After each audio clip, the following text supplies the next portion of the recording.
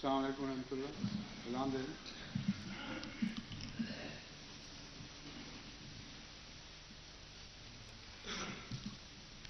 اللہ اکبر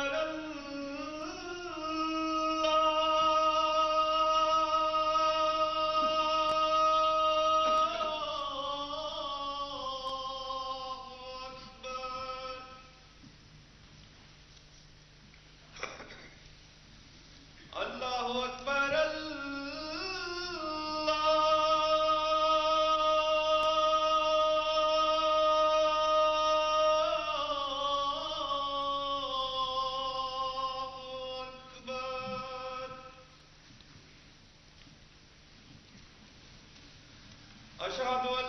لا إله إلا الله.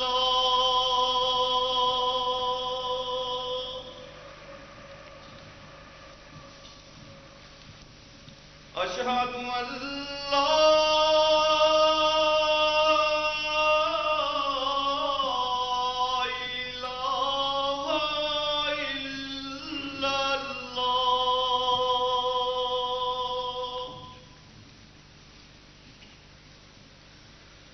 أشهد أن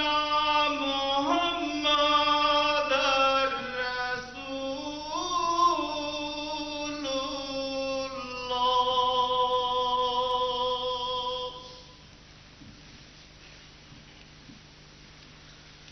أشهد أن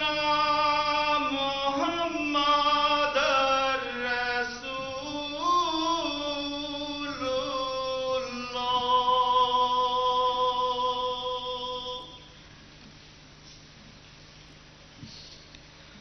حي على الصلاة.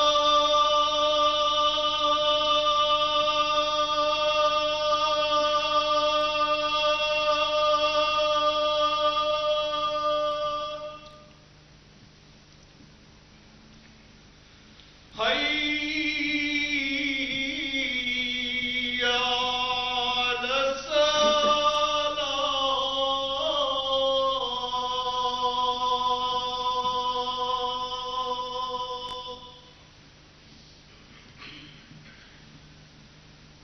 حي على الفلاح.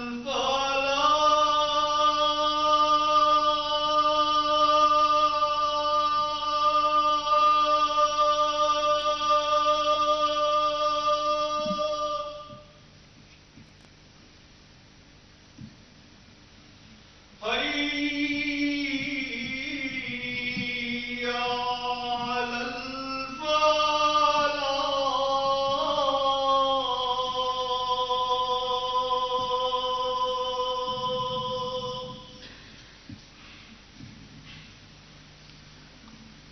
اللہ اکبر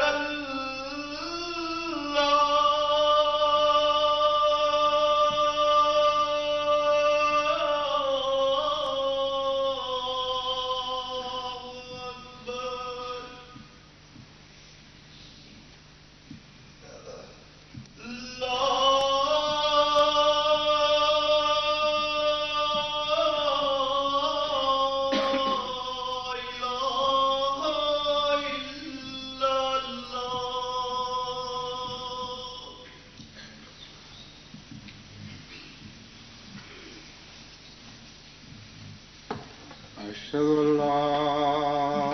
إله إلا الله وحده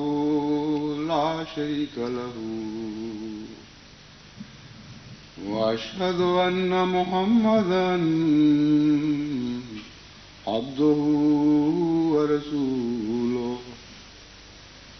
أما بعد فأعوذ بالله من الشيطان الرجيم. بسم الله الرحمن الرحيم. الحمد لله رب العالمين الرحمن الرحيم مالك يوم الدين. إياك نعبد وإياك نستعين اهدنا الصراط المستقيم صراط الذين أنعمت عليهم غير المغضوب عليهم ولا الضالين.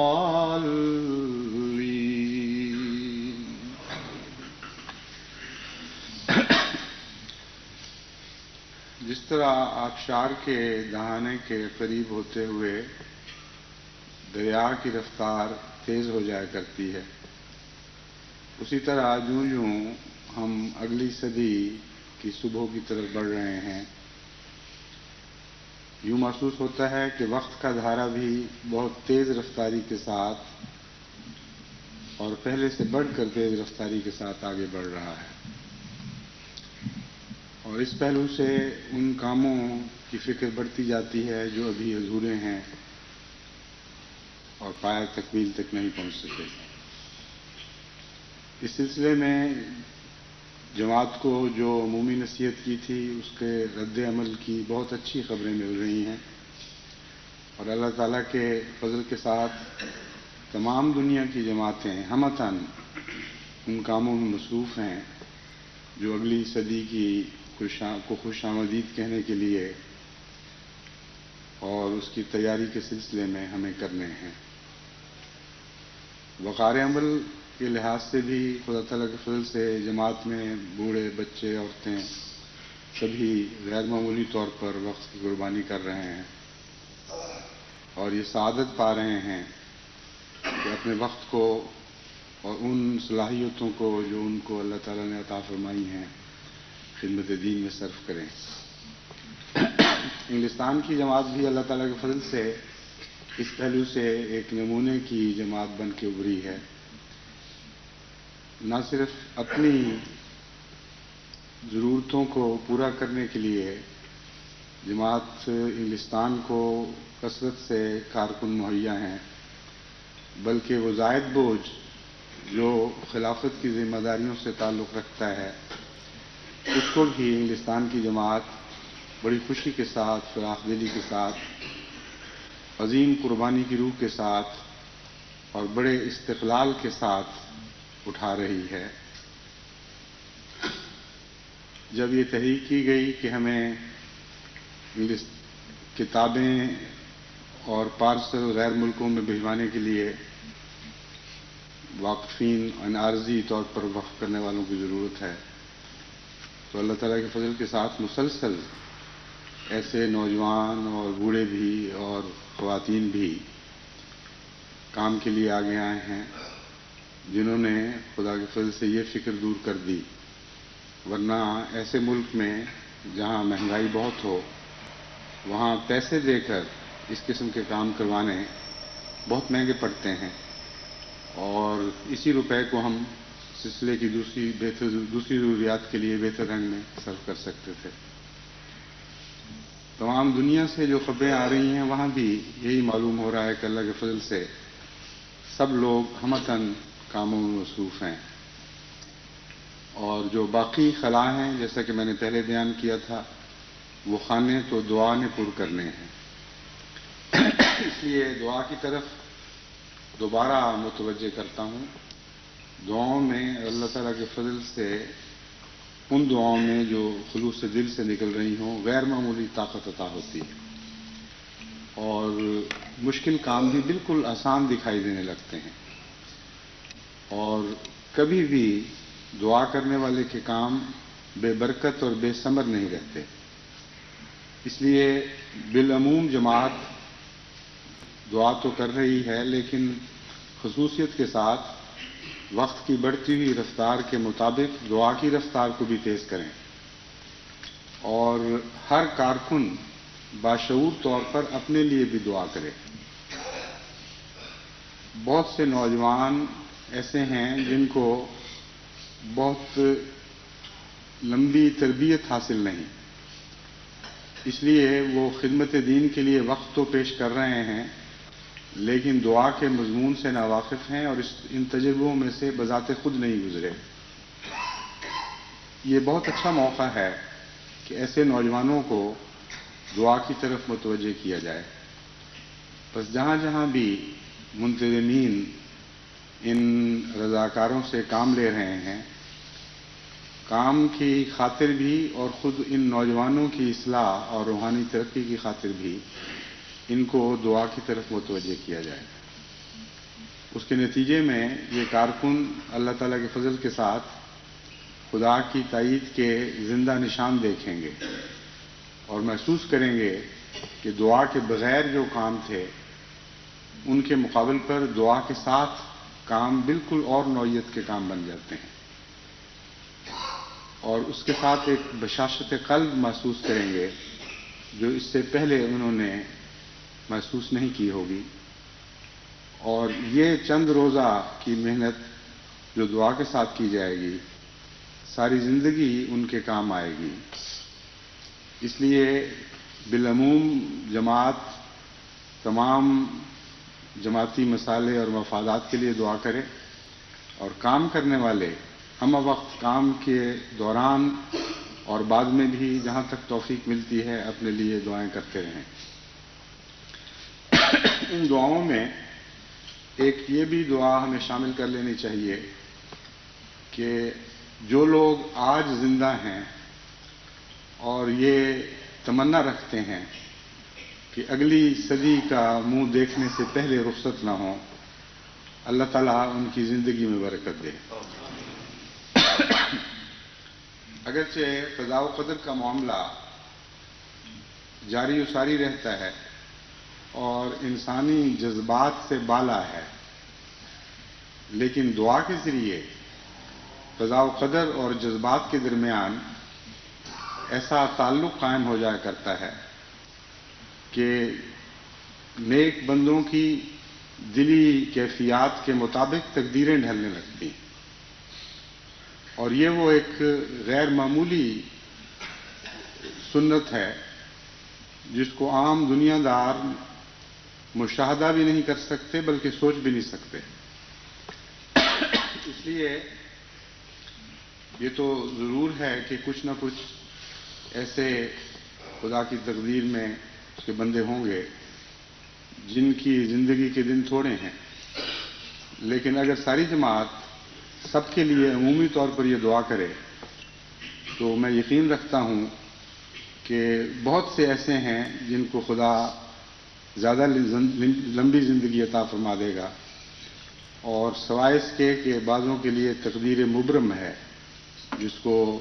شفاعت کے سوا ٹالا نہیں جا سکتا، اور شفاعت کا مضمون آپ جانتے ہیں کہ اذن الہی سے تعلق رکھتا ہے،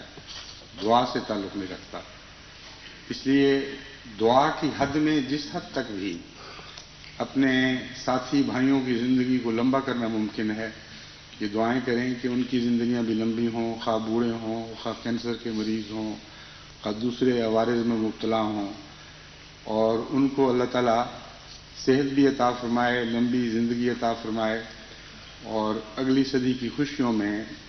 باقی جماعت کے ساتھ وہ شریک ہو سکیں۔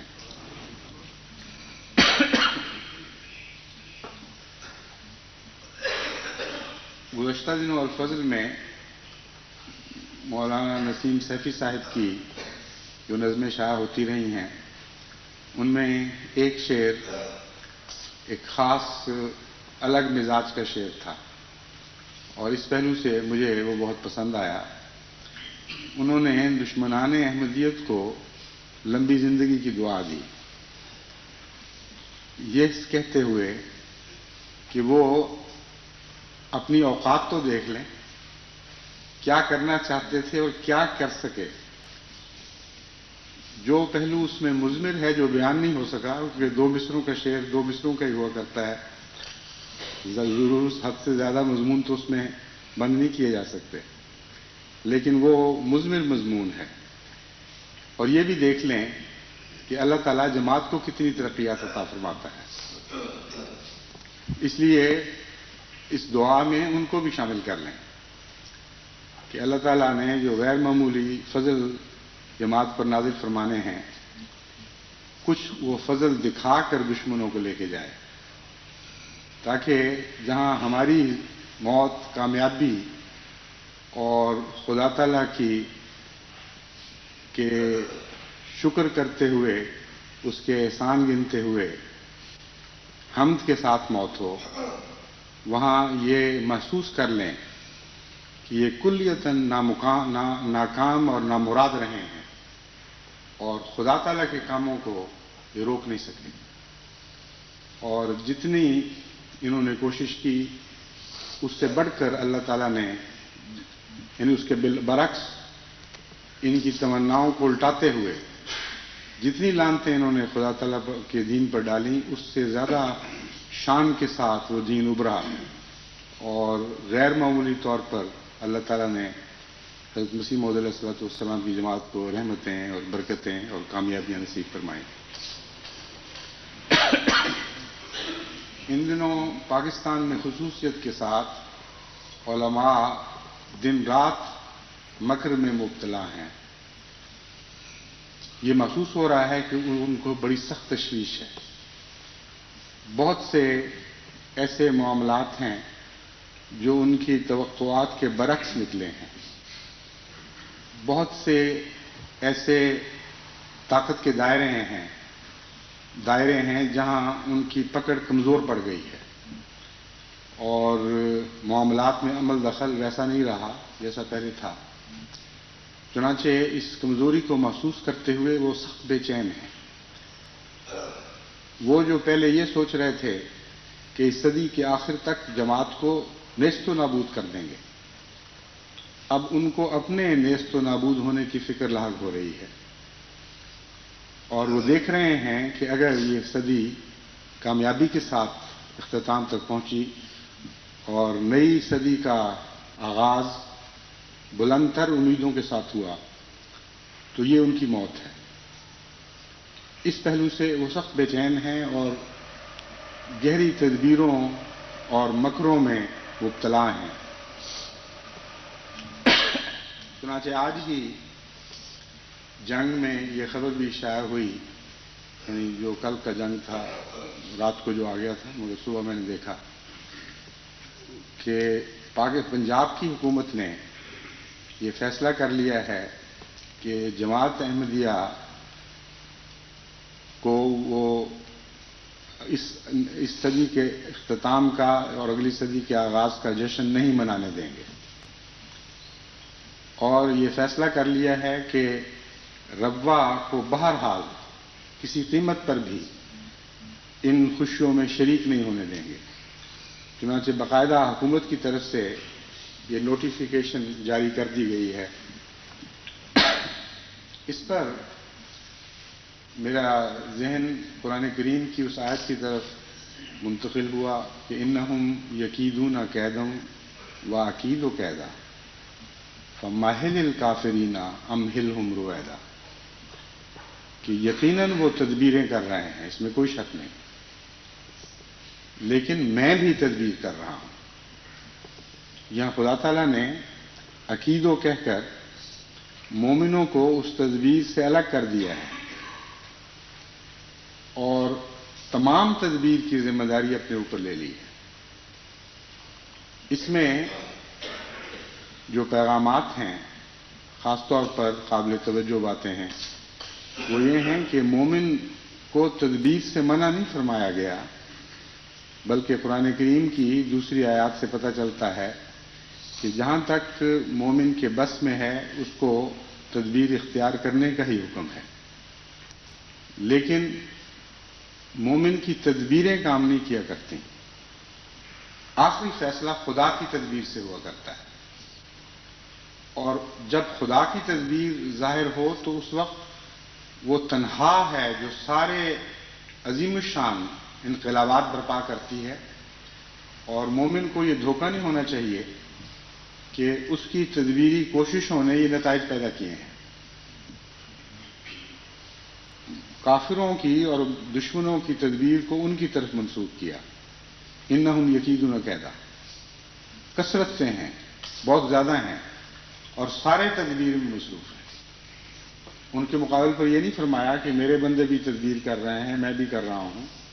بلکہ فرمایا عقید و قیدا، میں تدبیر کر رہا ہوں۔ تو جو کوششیں آپ نے کرنی ہیں وہ کریں، لیکن جو انقلاب برپا کرنے والی تدبیر ہے وہ خدا ہی کی تدبیر ہے،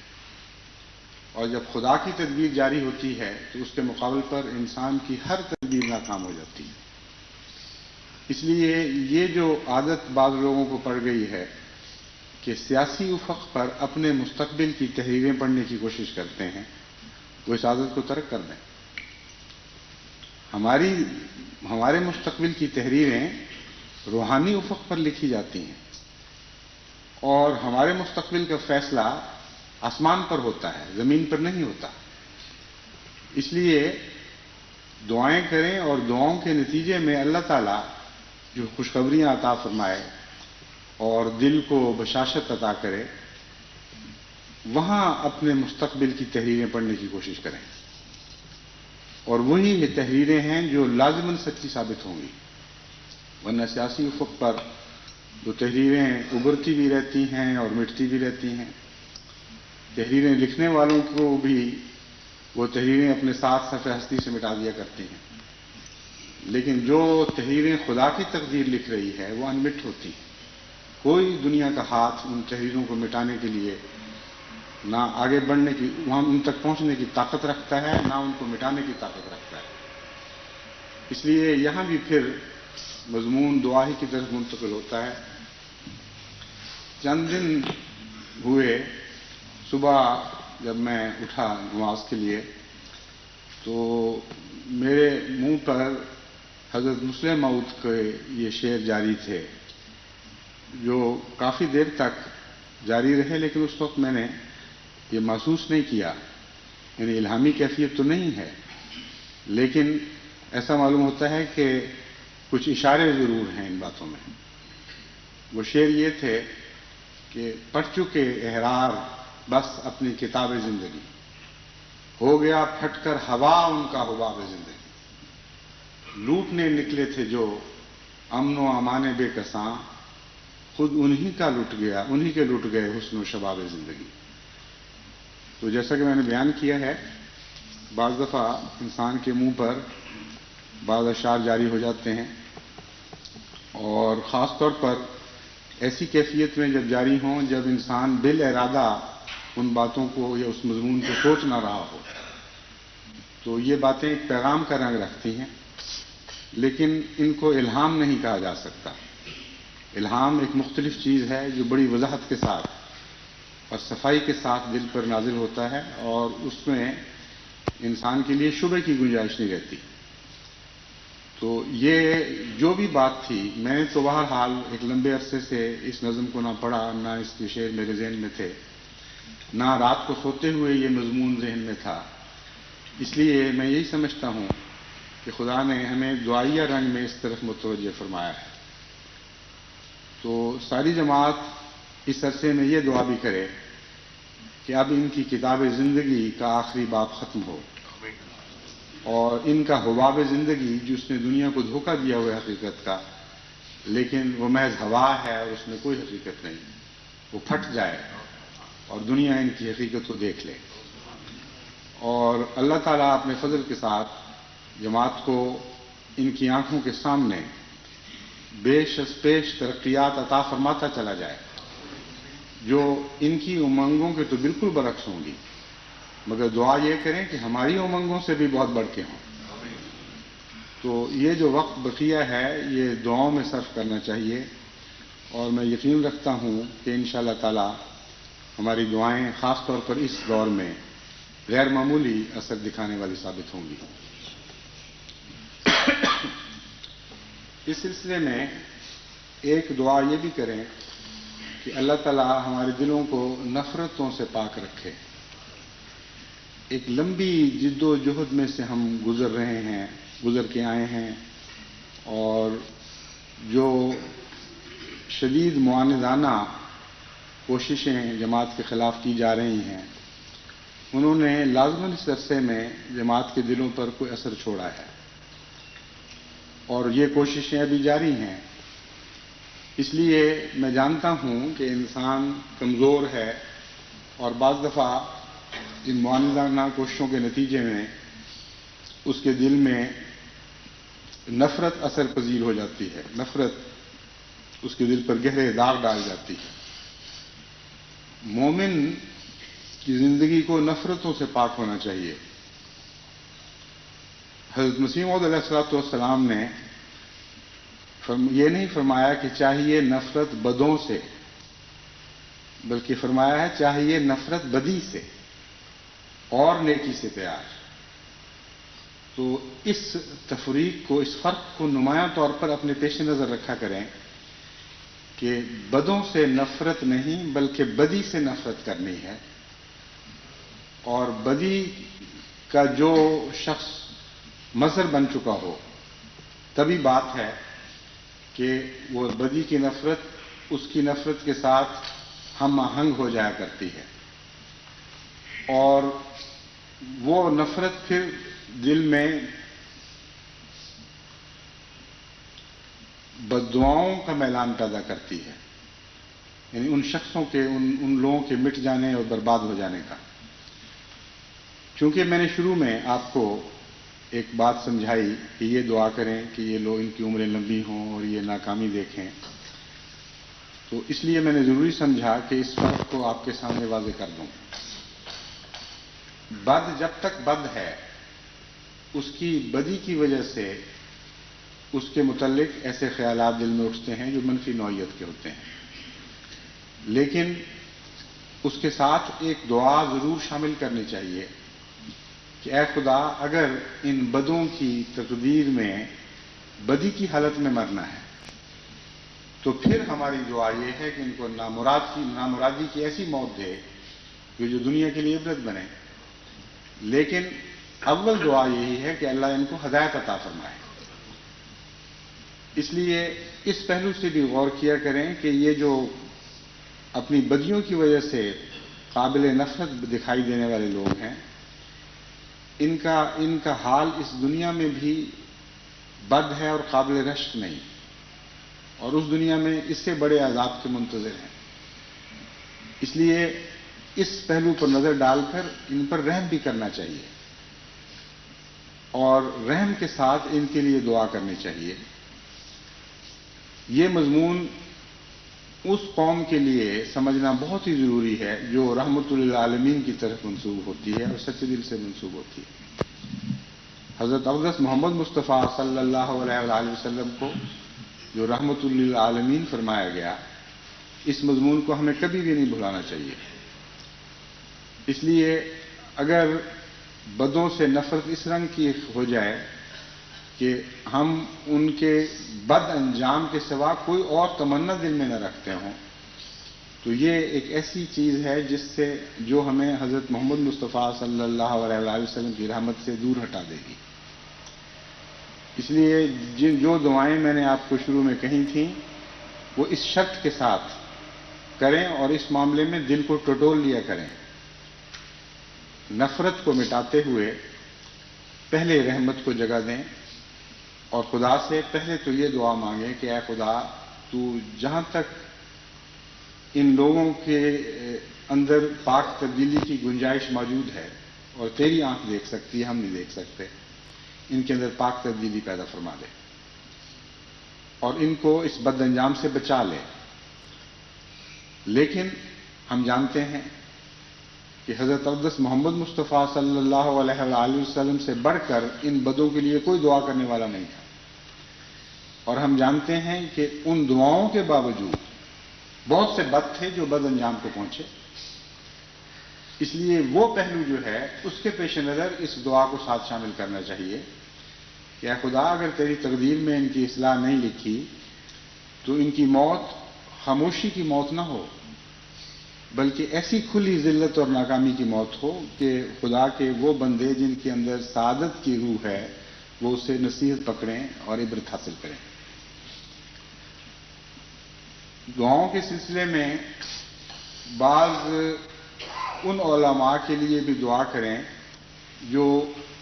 پاکستان اور ہندوستان میں پیدا ہونے والے عمومی طور پر جو علماء ہمیں دکھائی دیتے ہیں، ان سے مختلف ہیں۔ میں نے جہاں تک عالم اسلام کا جائزہ لیا ہے، سب سے بد قسم کا عالم ہندوستان اور ہندوستان کے ساتھ سب برے صغیر کہنا چاہیے ہندو پاکستان میں پیدا ہوا ہے۔ اور یہ حکمت تو بالکل واضح ہے کہ جہاں اس قسم کے علماء ہوتے ہیں وہیں اللہ تعالیٰ اپنے نمائندہ کو بھیجا کرتا ہے، مسلح کو بھیجا کرتا ہے۔ یہ بات تو بالکل واضح اور سمجھ کے لائق ہے۔ لیکن یہ خیال کر لینا کہ آج مسلمانوں کے نعوذ باللہ من ذالک سارے علماء ہی یہی رنگ رکھتے ہیں، یا خود برے صغیر ہندو پاکستان میں ہی سارے علماء ایسے ہیں، یہ درست نہیں ہے۔ اس غلط فہمی کے نتیجے میں ہم سے گزشتہ عرصوں میں ایک کوتاہی ہوئی ہے کہ ہم نے علماء کی طرف کم توجہ کی ہے۔ جس شخص کو عالم سمجھا یا عالم کے طور پر سنا، یہ سمجھا کہ ہمارے اور اس کے درمیان ایک ایسی خلیج واقعہ ہے جو کبھی پاٹ نہیں سکتی۔ یہ درست نہیں ہے۔ پاکستان میں، ہندوستان میں، باوجود اس کے کہ بعض علماء بہت شرارت میں آگے بڑھ گئے، نہایت نیک دل اور پاک باز علماء بھی پیدا ہوئے اور آج بھی ہیں جو متقی ہیں۔ ورنہ ہمارے معاملے میں، یعنی جماعت احمدیہ کے معاملے میں جتنے علماء آپ کو شور ڈالتے ہوئے دکھائی دیتے ہیں، اس سے 20 گنا زیادہ علماء آپ کو منظر عام پر دکھائی دیتے ہیں۔ بہت سے ایسے علماء ہیں جو بول سکتے ہیں، جن کی آواز میں طاقت بھی ہے، لیکن جماعت کے معاملے میں وہ خاموش ہیں۔ کس حد تک یہ خاموشی نیکی ہے، کس حد تک یہ خاموشی جرم ہے، یہ فیصلہ خدا نے کرنا ہے۔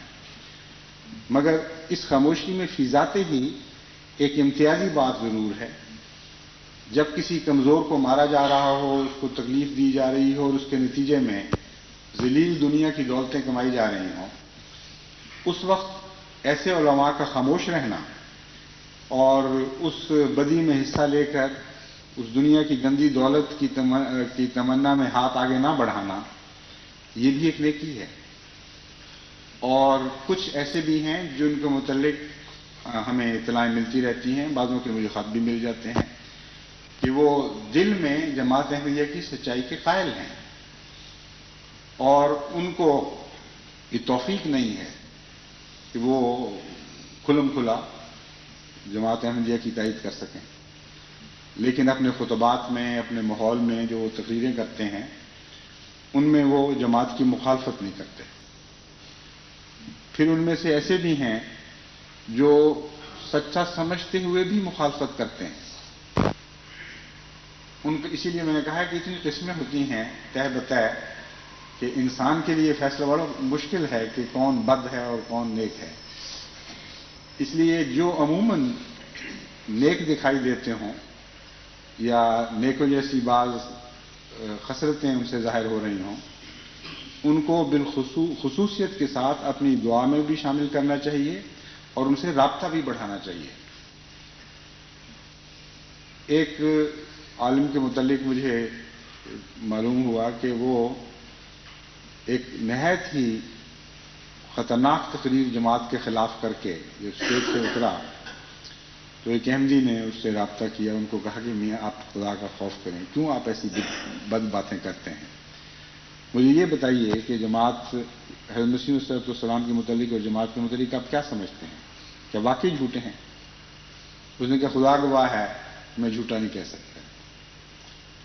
اس نے کہا پھر آپ نے یہ کیا حرکتیں کی ہیں، اس قدر اشتعال انگیز تقریر کی ہے؟ انہوں نے پیٹ سے اپنا کپڑا اٹھایا کہ یہ جو بدبخت ہے روٹی مانگتا ہے، میں کیا کروں؟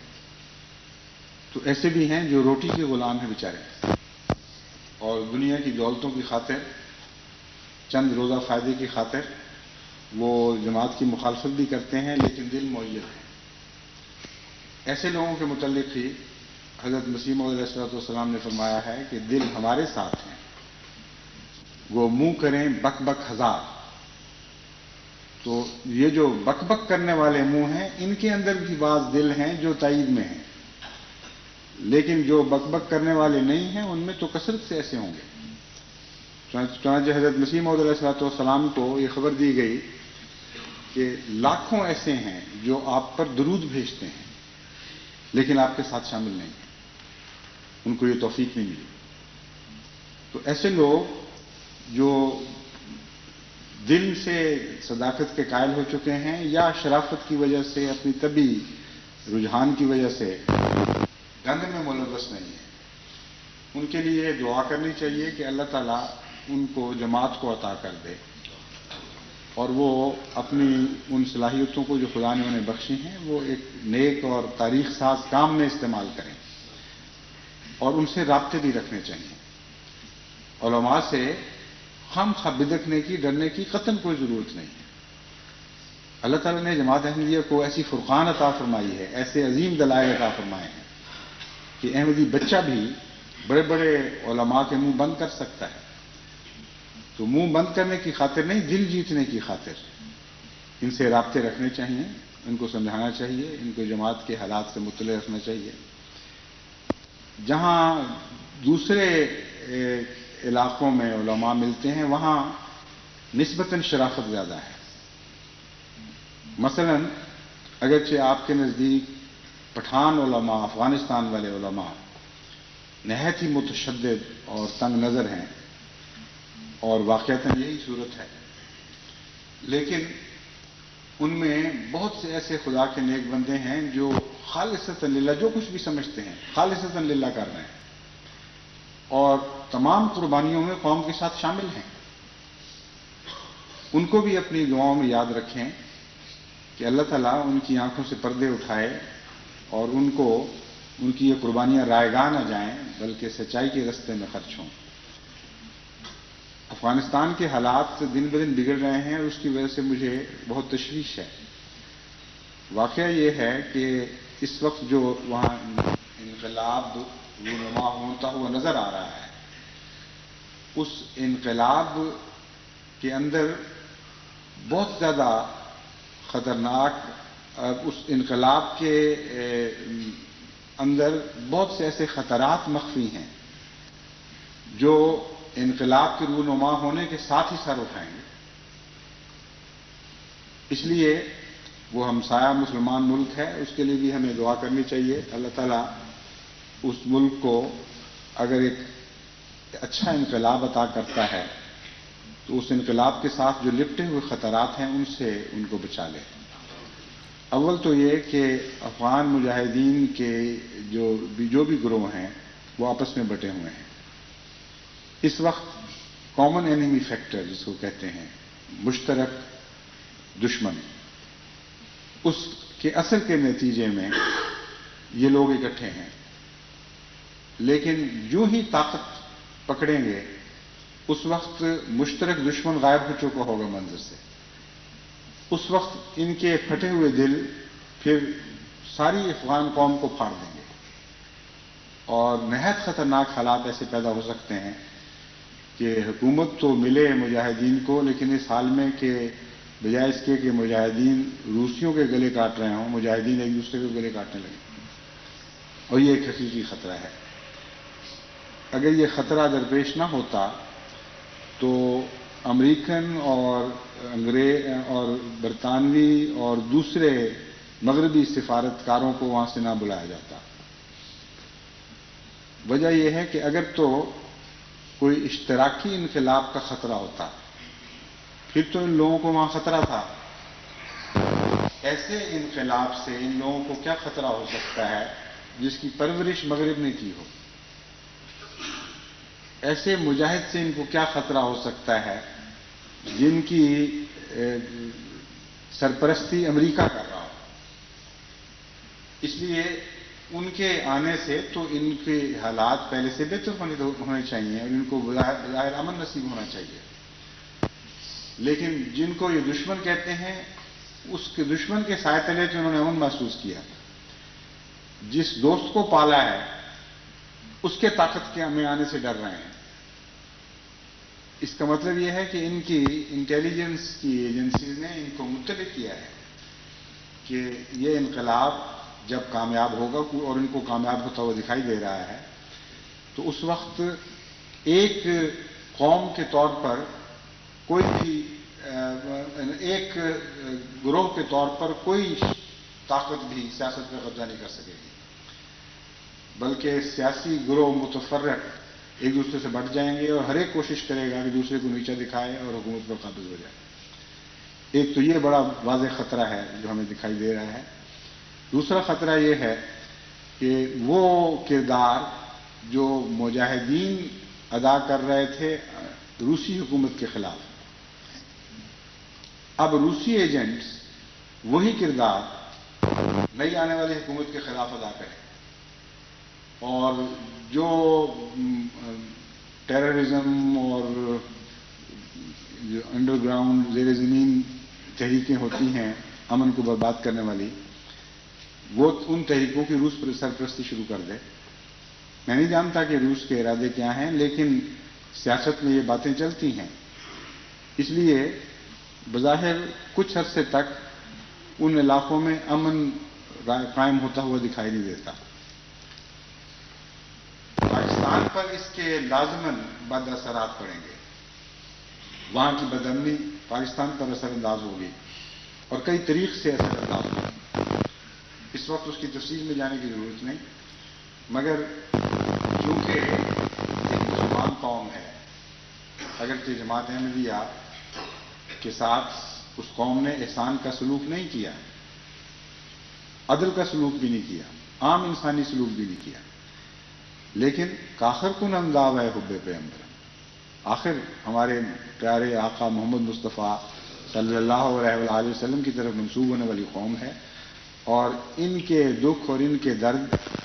ایسے نہیں جو ہمارے دل پر گہرا اثر نہ چھوڑیں یا ہمیں بے چینی نہ دیں۔ اس لیے ہم اپنے دل کے سکون کی خاطر آئندہ اس قوم کے مستقبل کے لیے دعا کریں، اللہ تعالیٰ ان پر رحم فرمائے، ان کو حقیقی امن عطا کرے اور حقیقی نور عطا کرے، جس کے ذریعے سے یہ دائمی امن کا رستہ دیکھ سکیں، اور جماعت احمدیہ کے متعلق جو ان کا گزشتہ رویہ تھا اس میں پاک تبدیلی پیدا کریں، اور یہ بھی سمجھ لیں کہ جیسے بھی حالات ہیں، اگرچہ ہمیں ان حالات سے تکلیف ہے، لیکن ہم یہ ضرور جانتے ہیں کہ گزشتہ مظالم کا پھل ہیں یہ حالات، اور بڑے بڑے بزرگ اور پاک شہیدوں کی روحیں ہیں جن سے دعائیں لینے کی بجائے انہوں نے اس حال میں انہیں تکلیفیں دے کر مارا کہ اگر بد دعا انہوں نے نہ بھی کی ہو، بعض کے متعلق تو میں جانتا ہوں کہ وہ ایسے نہیں تھے کہ بد دعا کرتے ہوئے جان دیں، لیکن خدا تعالیٰ کی غیرت ان کی خاطر بعض دفعہ ایسے حیرت انگیز کرشمے دکھاتی ہے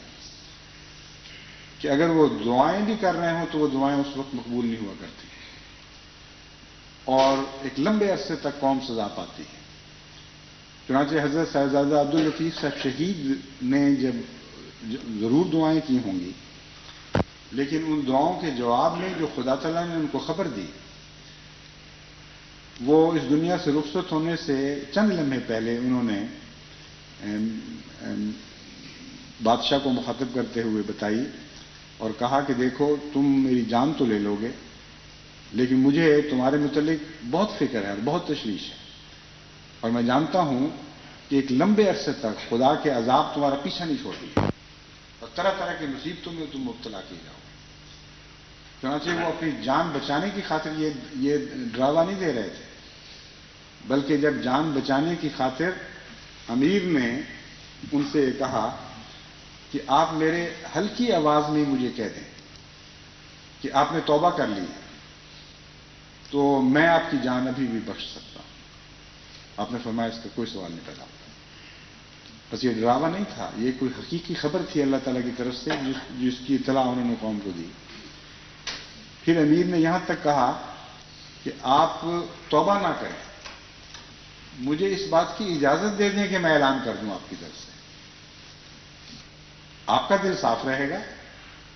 آپ اپنا دین نہیں بدلیں گے، لیکن مجھے اجازت دے دیں میں اپنے طور پر جو جھوٹ بولوں لیکن میں نہیں چاہتا کہ آپ کو اس طرح ظلم کے ساتھ شہید کیا جائے.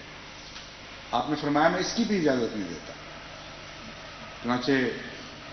ایک غیر معمولی عظمت کے ساتھ اور غیر معمولی شان کے ساتھ انہوں نے اپنی جان خدا کے حضور پیش کی ہے. ایسے ایسے عظیم شہداء ہیں کہ جن کے متعلق یہ ہو نہیں سکتا کہ اللہ تعالیٰ کی تقدیر ان واقعات کو اسی طرح گزر جانے دے. اور جو کچھ افغانستان میں ہو رہا ہے مجھے کامل یقین ہے کہ اس کا تعلق ماضی قریب میں ہونے والے واقعات سے نہیں بلکہ ماضی بعید میں ہونے والے واقعات سے ہے. ان واقعات سے ہے جن کا آغاز حضرت صاحبزادہ عبداللطیف صاحب شہید کی شہادت سے ہوا. بس ان کے لیے دعا میں خاص طور پر یہ پہلو پیش نظر رکھنا چاہیے. اللہ تعالیٰ سے اس قوم کی بخشش طلب کرنی چاہیے اور بخشش کا تعلق توبہ سے ہوا کرتا ہے. اس لیے محض وقتی طور پر یہ دعا نہ کریں کہ اللہ تعالیٰ ان کو اس مصیبت سے بچائے. اس کی پاتال، اس معاملے کی پاتال تک پہنچیں، سمجھیں کہ کیوں ان پر یہ عذاب نازل ہو رہا ہے اور خدا سے یہ دعا کریں کہ اللہ تعالیٰ ان کو اس توبہ کی توفیق عطا فرمائے جس کے نتیجے میں خدا تعالیٰ بخشش فرمایا کرتا ہے اور درگزر سے کام لیا کرتا ہے اور ان کی تقدیر بدلے. دنیا ہی میں نہیں بلکہ آخرت میں بھی ان کی تقدیر بدل جائے. افغانستان جس قوم پر مبنی ہے اس میں بہت ہی عظیم طاقتیں موجود ہیں. کمزوریاں بھی ہیں، بعض خامیاں بھی ہیں، لیکن اس میں کوئی شک نہیں کہ اگر افغان قوم احمدی ہو تو اس کے نتیجے میں روس میں احمدیت کے داخل ہونے کے عظیم مواقع پیدا ہوں گے. اور کوئی اور قوم اس مقام پر نہیں ہے کہ روس میں اس شدت کے ساتھ اور گہرے رسوخ کے ساتھ تبلیغ کر سکے جتنی افغان قوم کو اس وقت خدا تعالیٰ کے فضل سے یہ غیر معمولی توفیق حاصل ہے. یعنی بنیادی طور پر خلقی طور پر ان کو یہ توفیق حاصل ہے، خواہ ظاہر ہوئی ہو یا نہ ہوئی ہو. تو میری نظر اس دعا کے وقت یہاں تک محدود نہیں کہ اگلے چند سال ان کے اوپر مصیبتیں نہ پڑیں. میری نظر بہت دور تک پہنچ رہی ہے اور یہ اس لیے آپ کو میں سمجھا رہا ہوں تاکہ آپ کی دعاؤں میں اسی نسبت سے زیادہ سنجیدگی ہو اور زیادہ بے قراری پیدا ہو. حضرت مسیح موعود علیہ الصلوۃ والسلام کو اللہ تعالیٰ نے روس میں عظیم انقلاب کی خبریں دی ہیں. اب ہم آنکھیں بند کر کے بیٹھ جائیں کہ کسی وقت وہ انقلاب رونما ہو جائے گا اور ہاتھ پہ ہاتھ دھر لیں کہ بس خود بخود ہوگا، یہ درست نہیں. کام تو خدا نے کرنے ہیں لازماً، لیکن ہمیں کوشش کا حکم ہے اور کوشش میں حکیمانہ طور پر حالات کا جائزہ لینا بھی شامل ہے. چنانچہ روس کے ارد گرد کے حالات پر جہاں تک میں نے نظر ڈالی ہے، میرے نزدیک سب سے اہم رستہ روس میں تبلیغ اسلام کا افغانستان کا رستہ ہے. اگر افغانستان بدامنی کا شکار ہو جائے یا خدا کے عذاب کے نیچے آ کر ہلاک ہو جائے تو اس سے بنی نوع انسان کو کوئی فائدہ نہیں پہنچے گا. ایک سزا ہے بس جو پوری ہوگی. لیکن اگر اللہ تعالیٰ ان کو معاف فرما دے، ان کے اندر اصلاح پیدا کرے، ان کو توبہ کی توفیق بخشے، تو میں آپ کو یقین دلاتا ہوں کہ اسلام کے لیے بہت ہی عظیم الشان کامیابیوں کا آغاز ہو جائے گا. اور روس میں وہ جس شدت کے ساتھ پھر تبلیغ چلے گی وہ کسی اور ذریعے سے مجھے ممکن نظر نہیں آتی. میں امید رکھتا ہوں کہ اس پہلو کو پیش نظر رکھ کے جماعت افغانستان کے لیے اور اپنے افغان بھائیوں کے لیے خاص طور پر دعا کرے گی. آخر پر عرب دنیا کے لیے میں دعا کی درخواست کرتا ہوں. عربوں سے جہاں تک ہمارا واسطہ پڑا ہے ہم نے محسوس کیا ہے کہ بہت شریف النفس لوگ ہیں. مظلوم ہونے کی وجہ سے ان کے رد عمل بہت سخت ہوتے ہیں. اس لیے کوئی ٹیررسٹ بن گئے، کوئی اور کئی قسم کی تخریب کار تنظیموں میں بھی شامل ہوئے. بے چینی کا اظہار جس طرح کسی سے بن پڑا اس نے کیا. لیکن بنیادی طور پر یہ قوم حضرت محمد مصطفیٰ صلی اللہ علیہ وسلم کی وارث ہے. وہی خون دوڑ رہا ہے اس قوم میں جو محمد رسول اکرم صلی اللہ علیہ وسلم کی مقدس رگوں میں دوڑا کرتا تھا. اس نسبت سے بھی یہ ہمیں پیارے ہیں اور ہمیشہ پیارے رہیں گے، اور اس پہلو سے بھی کہ ان میں وہ شرافت، اس شرافت کے آثار باقی ہیں، مٹی نہیں ہے۔ جہاں جہاں بھی واسطہ ہوا ہے عربوں سے، یورپ میں یا باہر امریکہ میں یا دوسری جگہوں پر، وہاں ہم نے دیکھا ہے کہ مخالفت کے باوجود طبیعت میں گہری سعادت پائی جاتی ہے، اور جب حق دیکھ لیتے ہیں تو فوراً قبول کرتے ہیں اور بڑی تیزی سے اس میں ترقی کرتے ہیں۔ اس لیے اس اگلی صدی سے پہلے پہلے ہمیں حتی المقدور کوشش کرنی چاہیے کہ عربوں میں سے کثرت کے ساتھ احمدی ہوں، اور احمدیت کا پیغام ان لوگوں تک اس طرح پہنچ جائے کہ جس کے نتیجے میں اگر آج نہیں تو کل آخر یہ خدا تعالیٰ کے فضل کے ساتھ جماعت میں شامل ہو جائیں۔ عرب قوم اگر احمدی ہو جائے تو ساری دنیا میں عظیم الشان انقلاب برپا ہو جائے گا۔ حیرت انگیز اس وقت خدا تعالیٰ نے ان کو اندرونی توفیقات عطا فرمائی ہوئی ہیں، مادی وسائل کے لحاظ سے بھی اور روحانی وسائل کے لحاظ سے بھی۔ غیر معمولی قربانی کا جذبہ رکھتے ہیں، خلوص رکھتے ہیں، اور جو بگڑے ہیں یہ سطحی طور پر بگڑے ہوئے ہیں، بنیادی طور پر اسلام سے محبت ابھی تک موجود ہے۔ اس لیے عربوں کو بھی خاص طور پر دعا میں یاد رکھیں، اور جہاں تک عرب علماء کا تعلق ہے، شاذ ہی ایسے ہوں گے جن کے متعلق آپ یہ کہہ سکیں کہ شریر ہیں۔ بھاری اکثریت عرب علماء کی شریف ہے، اور اس قسم کے دوگلے علماء نہیں جس قسم کے علماء سے بر صغیر میں لوگوں کو واسطے پڑتے ہیں۔ بڑی قربانی کرنے والے ہیں، ان میں لیڈرشپ کی صلاحیتیں موجود ہیں، خالص ہیں اپنی نیتوں میں، اپنے اعمال میں جہاں تک ممکن ہے یہ تقوی اختیار کرنے والے لوگ ہیں۔ غلطی خوردہ ہیں تو یہ الگ بات ہے، لیکن یہ کہنا کہ یہ لوگ بد اور شریر ہیں، نعوذ باللہ من ذالک، یہ بالکل درست نہیں ہے، ناجائز بات ہے۔ اس لیے ایسا اچھا انسانی مواد، وہ ایسا قیمتی انسانی مواد ہمارے سامنے پڑا ہوا ہے جس تک ابھی تک ہمیں دسترس نہیں ہوئی۔ اس لیے جہاں جہاں بھی احمدی موجود ہیں وہ عربوں سے اپنے تعلقات کو بڑھائیں۔ ان میں سے بعض بڑے جلدی مشتعل ہونے والے بھی ہوں گے، یہ بھی میں جانتا ہوں، لیکن خالصتاً اس لیے کہ لوگوں نے ان کے دلوں میں غلط فہمیاں پیدا کر رکھی ہیں۔ لیکن جماعت کی طرف سے اب بہت سا ایسا لٹریچر شائع ہو چکا ہے عربی زبان میں، کیسٹس تیار ہیں، ویڈیوز ہیں، ایک رسالہ تقویٰ جاری ہوا ہے کہ ان سب وسائل کو اگر جماعت استعمال کرے تو انشاءاللہ تعالی بہت تیزی کے ساتھ عربوں کے اندر حیرت انگیز انقلاب برپا ہوگا۔ جہاں جہاں جماعت نے رابطہ کیا ہے وہاں نیک نتیجے نکل رہے ہیں، اس لیے کوئی فرضی بات نہیں ہے۔ اگر میں ویسے جائزہ لے کر ایک نتیجہ نکالتا وہ بھی یہی ہوتا،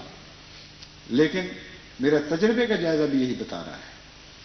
کہ یہ جو نتیجہ یہ حقیقی ہے۔ اس لیے زیادہ سنجیدگی کے ساتھ عربوں کے ساتھ اپنے محبت کے تعلقات قائم کریں۔ تبلیغ کے لیے ضروری نہیں ہوا کرتا کہ ملتے ہی آرام ثانی شروع کر دیں۔ قرآن کریم فرماتا ہے حکمت سے کام لو۔ عرب قوم میں جو خوبیاں ہیں ان خوبیوں کی راہ سے آپ ان میں داخل ہوں۔ بڑے سخی لوگ ہیں،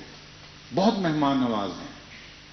اور اسی طرح سخاوت کی قدر کرنے والے اور مہمان نوازی کی قدر کرنے والے ہیں۔ امیر سے امیر آدمی کو اگر ایک غریب آدمی بھی ایک پیالی چائے کی محبت سے پیش کرے تو یہ اس کے سامنے ہمیشہ احسان مندی کا اظہار کرتے ہیں، بہت جلدی دل جیتے جا سکتے ہیں۔ تو ان سے پہلے پیار اور محبت کا تعلق قائم کریں، کیونکہ جب تک پیار اور محبت کا تعلق قائم نہیں ہوگا یہ حضرت مسیح موعود علیہ الصلوۃ والسلام اور آپ کے پیغام کو نفرت کی نگاہ سے جانچنے کی کوشش کرتے رہیں گے، اور وہ نگاہ ہمیشہ غلط نتیجے نکالتی ہے۔ اس لیے اب ایک پہلی مہم کے طور پر دعا، اور دوسری مہم کے طور پر عربوں سے وسیع تعلقات قائم کرنے، اور تیسری مہم کے طور پر جماعت نے اب تک جو عربوں کے لیے لٹریچر تیار کیا ہے یا دوسرے ذرائع اختیار کر رہی ہے ان سب سے استفادے کی کوشش کریں۔ تو میں امید رکھتا ہوں کہ انشاءاللہ آئندہ اور بھی جو امور خاص طور پر اگلی صدی سے پہلے تیاری کے سلسلے میں میرے ذہن میں آئیں گے میں آپ کے سامنے رکھوں گا، لیکن میں امید رکھتا ہوں کہ جو باتیں میں نے آپ سے کہی ہیں ان پر گہری سنجیدگی خلوص کے ساتھ عمل شروع کر دیں گے۔ آخری بات پھر وہی کہ دعا سے غافل نہ ہوں، ہمارے سارے کام دعا سے بننے ہیں، ورنہ ہم بہت ہی کمزور، بہت ہی حقیر، بہت ہی ناطاقت اور بے حیثیت لوگ ہیں۔ دعا ہی ہے جس نے ہماری حیثیت بنانی ہے، ہمیں زمین سے آسمان پر اٹھا دینا ہے۔ غالب کہا کرتا تھا کہ شاہ کا مصائب ہونے کی وجہ سے میری قدر ہو رہی ہے، وگرنہ شہر میں غالب کی آبرو کیا ہے؟ تو آپ ہیں کون، ہم کون ہیں؟ ہماری اگر آبرو ہے تو خدا سے تعلق کی وجہ سے آبرو ہے، اس تعلق کو بڑھائیں تو ساری دنیا میں آبرو ہوگی، ورنہ ہماری کوئی بھی حیثیت اور کوئی بھی حقیقت نہیں۔